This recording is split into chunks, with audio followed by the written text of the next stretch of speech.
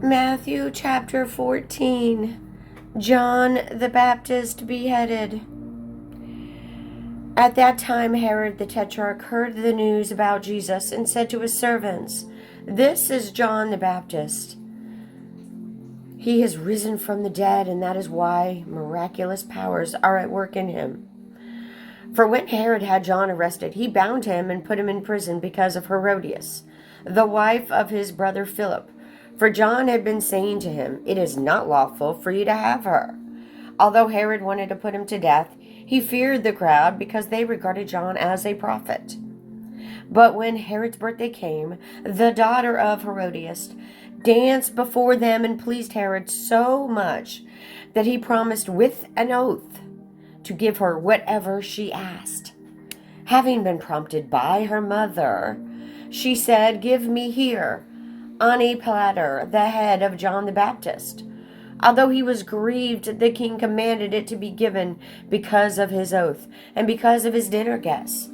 He sent and had John beheaded in the prison, and his head was brought on a platter and given to the girl, and she brought it to her mother. His disciples came and took away the body and buried it, and they went and reported to Jesus. 5,000 fed. Now when Jesus heard about this, he withdrew from there in a boat to a secluded place by himself. When the people heard of this, they followed him on foot from the cities. When he went ashore, he saw a large crowd and felt compassion for them and healed their sick.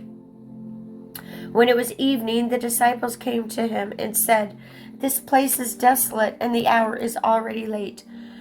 So send the crowds away that they may go into the villages and buy food for themselves."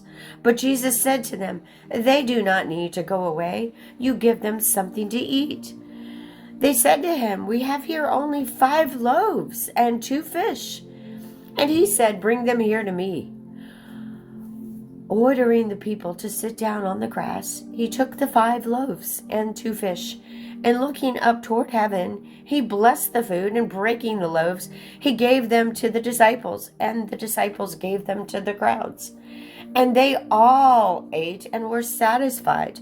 They picked up what was left over from the broken pieces, 12 full baskets left over.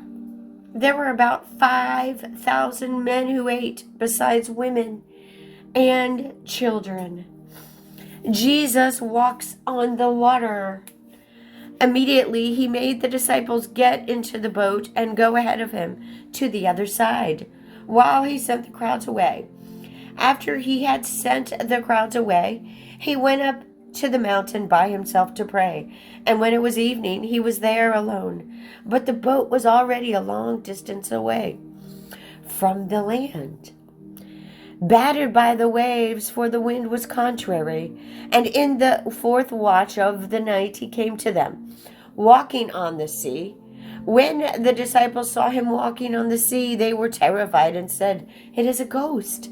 And they cried out in fear. But immediately Jesus spoke to them, saying, "Take courage, it is I. Do not be afraid."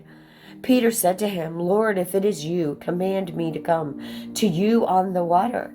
And he said, "Come." And Peter got out of the boat and walked on the water and came towards Jesus. But seeing the wind, he became frightened, and beginning to sink, he cried out, "Lord, save me."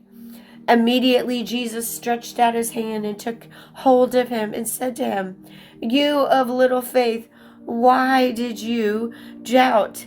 When they got into the boat, the wind stopped, and those who were in the boat worshipped him, saying, "You are certainly God's Son." When they had crossed over, they came to land at Gennesaret. And when the men of that place recognized him, they sent word into all that surrounding district and brought to him all who were sick. And they implored him that they might just touch the fringe of his cloak. And as many as touched it were cured. Praise be to God.